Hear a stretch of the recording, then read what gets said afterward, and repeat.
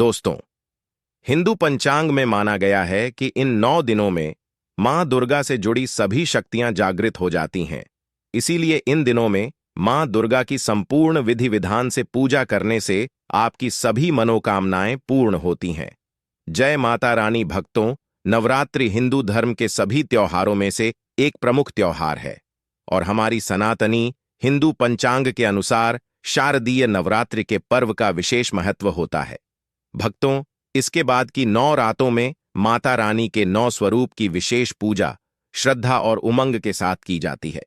भक्तों, हमारे हिंदू पंचांग में माना गया है कि इन 9 दिनों में मां दुर्गा से जुड़ी सभी शक्तियां जागृत हो जाती हैं। इसीलिए इन दिनों में मां दुर्गा की संपूर्ण विधि विधान से पूजा करने से आपकी सभी मनोकामनाएं पूर्ण होती हैं। और हिंदू पंचांग के अनुसार 3 अक्टूबर से शारदीय नवरात्रि की शुरुआत हो चुकी है और नवरात्रि पर देवी दुर्गा का 9 अलग अलग स्वरूपों की विधि विधान के साथ पूजा अर्चना की जाती है। भक्तों, आपको बता दें कि नवरात्र के 9 दिनों तक लोग उपवास रखते हैं और साल भर में 4 नवरात्रि आती है, जिसमें से 2 गुप्त नवरात्रि, एक शारदीय नवरात्रि और एक चैत्र नवरात्रि होती है। और शारदीय नवरात्रि की विशेष महत्वता इसलिए है कि यदि नवरात्रि में माता का पाठ करने से देवी भगवती की खास कृपा होती है। खास बात यह है कि शारदीय नवरात्रि के 9वें दिन यानी नवमी को नवमी मनाई जाती है। इसके पीछे प्राचीन मान्यता है कि माता रानी ने शक्ति रूपी अवतार लेकर महिषासुर का वध किया था। भक्तों, अधिकांश हिंदू परिवार इसे श्रद्धा से मनाते हैं। भक्तों, वीडियो शुरू करने से पहले आपसे सभी से रिक्वेस्ट करते हैं कि भगवान श्री हरि विष्णु जी और माता लक्ष्मी जी के सच्चे भक्त वीडियो को लाइक कर दें और सच्चे दिल से कमेंट बॉक्स में जय श्री हरि विष्णु और जय मां लक्ष्मी जरूर लिख देना, जिससे आपकी समस्त मनोकामनाएं पूर्ण हो जाएं और ज्यादा से ज्यादा वीडियो को शेयर कर दें। माता रानी प्रसन्न होने पर कौन से संकेत देती है भक्तों? वीडियो को पूरा देखिएगा, तभी आपका कंफ्यूजन दूर होगा और साथ ही हम जानेंगे कि नवरात्रि इस बार कितने दिन की है और शारदीय नवरात्रि में मां दुर्गा के आने की सवारी क्या होगी। नवरात्रि प्रारंभ होने से पहले आपको किन बातों का ध्यान रखना है और नवरात्रि में किन मंत्रों का जाप करना है, संपूर्ण जानकारी आपको आज की वीडियो में देने वाला हूं। तो वीडियो बहुत महत्वपूर्ण है, वीडियो को पूरा जरूर देखिएगा। लेकिन वीडियो को शुरू करने से पहले पूरी श्रद्धा के साथ एक बार कमेंट सेक्शन में जाएं, माता जी का जयकारा अवश्य लगा लीजिए। मां भगवती दुर्गा की कृपा सदैव आप और आपके समस्त परिवार पर बनी रहेगी और वीडियो को लाइक करके चैनल को सब्सक्राइब अवश्य कर लें। दोस्तों, नवरात्र के 9 दिन बहुत ही पवित्र माने जाते हैं और इन 9 दिनों में भक्त अपनी अपनी सामर्थ्य अनुसार माता रानी की पूजा करते हैं। और भक्तों, आपको बता दें कि इन 9 दिनों में नाखून, बाल आदि काटने के लिए मना किया जाता है। व्रत को पूजा करते समय विशेषकर ध्यान रखें, काले रंग के वस्त्र नहीं पहनने चाहिए। विधि विधान से सुबह और शाम की पूजा करनी चाहिए। वैसे तो कलश स्थापना करना बहुत ही शुभ माना जाता है। अगर आप किसी कारण से कलश स्थापना नहीं कर पाते हैं तो बिना कलश स्थापना के भी आप नवरात्रि के 9 दिन की पूजा या 9 दिन उपवास रख सकते हैं। भक्तों, इन 9 दिनों में अखंड ज्योत भी चलाई जाती है, जो कि 9 दिन और 9 रातों तक लगातार चलती रहती है। इन 9 दिनों में श्री दुर्गा चालीसा पाठ, श्री दुर्गा सप्तशती का पाठ किया जाता है और भक्तों, अपनी अपनी परंपराओं के अनुसार अष्टमी और नवमी तिथि को कन्या पूजन किया जाता है। भक्तों, शारदीय नवरात्रि में मां दुर्गा के 9 स्वरूपों की आराधना करते हैं। प्रथम शैलपुत्री, द्वितीय ब्रह्मचारिणी, तृतीय चंद्रघंटा, कुष्मांडा, चतुर्थ और पंचम स्कंध माता कात्यायनी, कालरात्रि महागौरी और सिद्धिदात्री। तो नवरात्रि मां दुर्गा के 9 स्वरूपों की आराधना की जाती है। शारदीय नवरात्रि के प्रथम दिन हम देवी मां शैलपुत्री की पूजा करते हैं।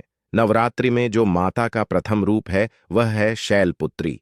तो शैलपुत्री के लिए बोला जाता है, यह पर्वतराज हिमालय के घर में पुत्री के रूप में उत्पन्न हुई थी, इसलिए इनका नाम शैलपुत्री पड़ा है। नवरात्रि के प्रथम दिन हम माता शैलपुत्री की उपासना करते हैं। वृषभ में माता शैलपुत्री स्थित रहती हैं। वृषभ इनका वाहन है। यह अपने हाथों में खड़क चक्र गदा, धनुष बाण पर एक शूल, सुमन भी कपाल और श्रम को धारण करके संपूर्ण आभूषणों से विभूषित होती है। मेलमरी के समान क्रांति युक्त 10 भुजा माता की है, 10 चरण वाली है। इनके दाहिने हाथ में त्रिशूल और बाएं हाथ में कमल पुष्प सुशोभित है। देवी पुत्री शक्ति, दृढ़ता, आधार पर स्थिरता का प्रतीक है। माता की उपासना करने से जीवन में स्थिरता आती है। तो अगर आप भी माता शैलपुत्री को प्रसन्न करना चाहते हैं तो आपके जीवन में स्थिरता आएगी। माता ब्रह्मचारिणी की पूजा करते ही देवी ब्रह्मचारिणी की आराधना करने से कई प्रकार के मनोरथ की पूर्ति होती है। देवी ब्रह्मचारिणी, इनका नाम क्यों पड़ा यह भी जान लेते हैं।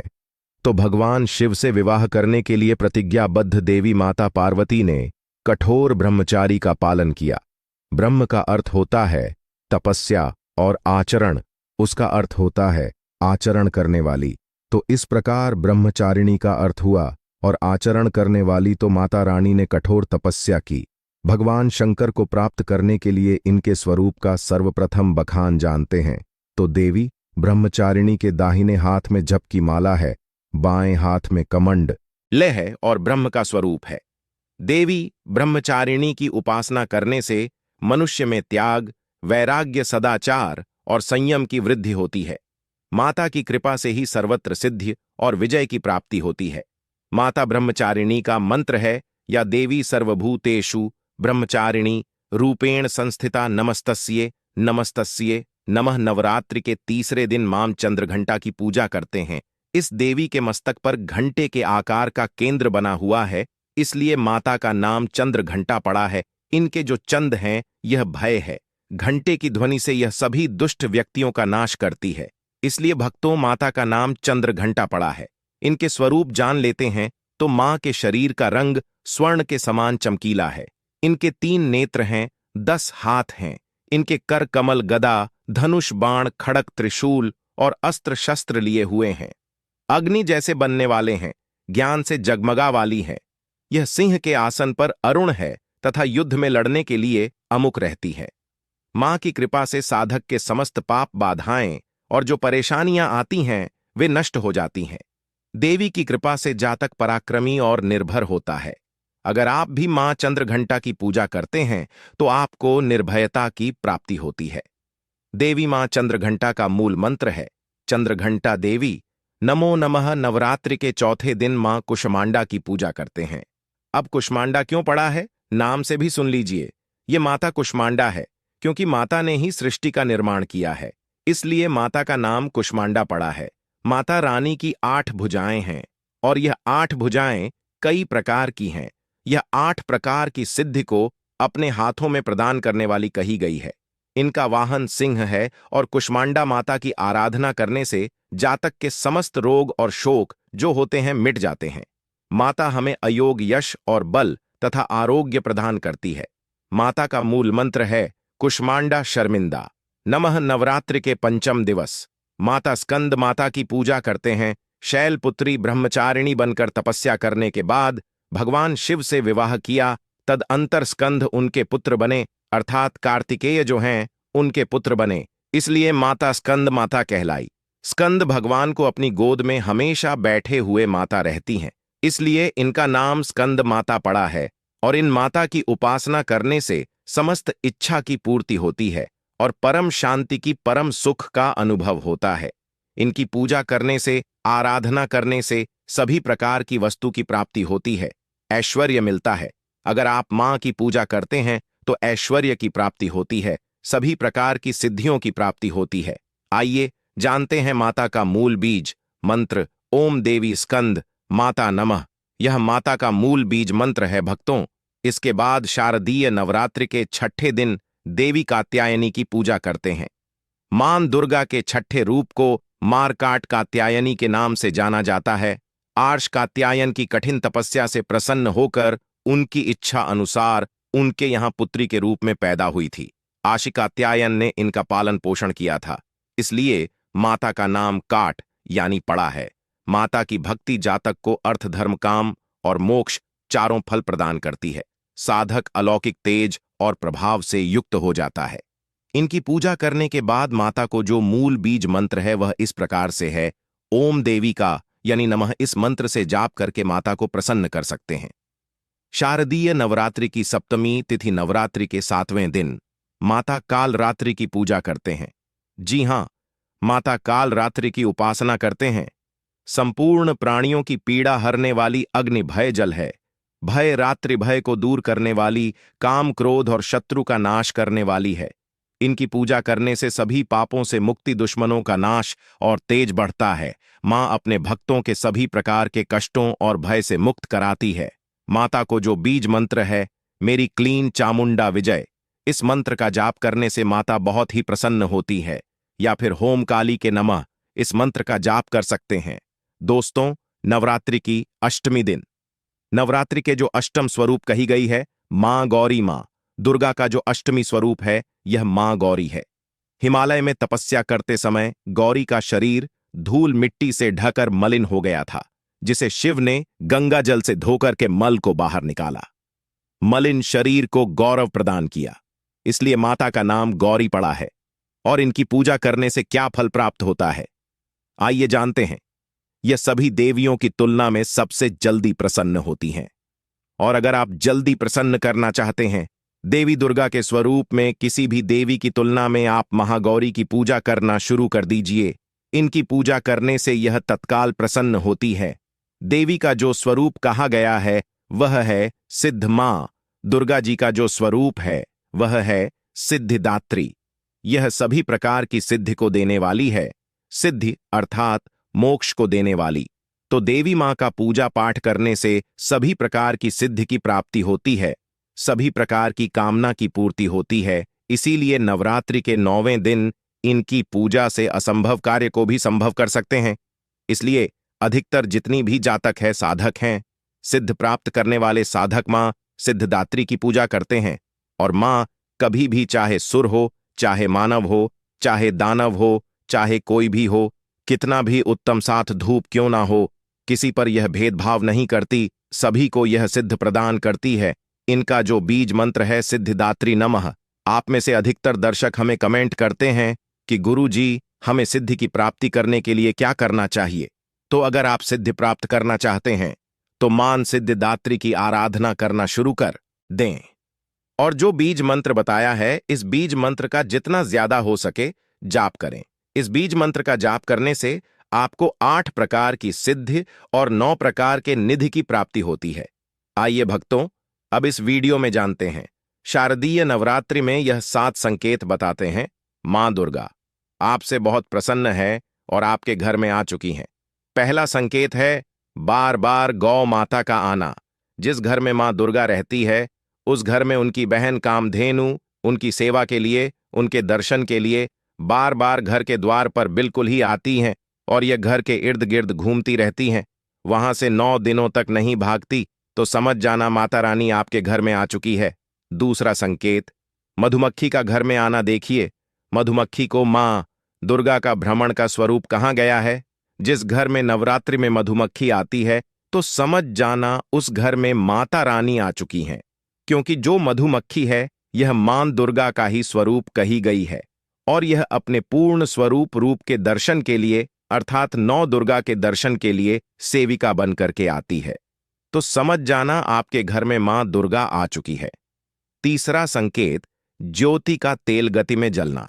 जी हां, अगर आपने अपने घर में माता रानी की प्रसन्नता के लिए, भक्ति प्राप्त करने के लिए ज्योति स्थापित करके रखी है और अगर ज्योति की लौ तेज गति से जल रही है तो समझ जाना ज्योति के समक्ष स्वयं माता रानी खड़ी है और आपको भी अत आत्मा से माता रानी के होने का एहसास होगा। तो इन संकेतों से भी पता कर सकते हैं कि माता रानी आपके घर में आ चुकी हैं।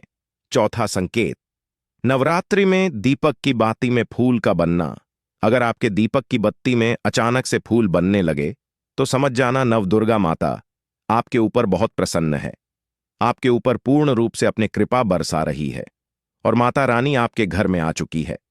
आपके सभी कष्टों को दूर करके माता रानी इस लोक से फिर जाएंगी, अर्थात आपके घर से जाएंगी।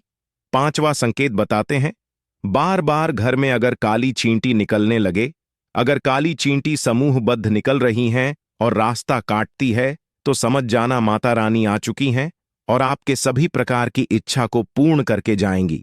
यह माता लक्ष्मी के होने का एहसास कराता है। अचानक घर में मनमोहक सुगंध आने लगे।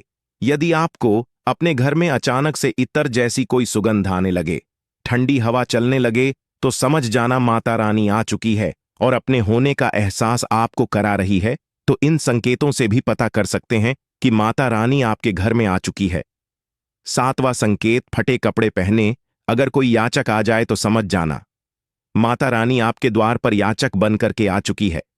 नवरात्रि में कोई भी याचक आए तो खाली हाथ भूलकर भी मत जाने देना, क्योंकि स्वयं माता रानी परीक्षा लेने के लिए हमारे घर में याचक बन करके आ जाती है।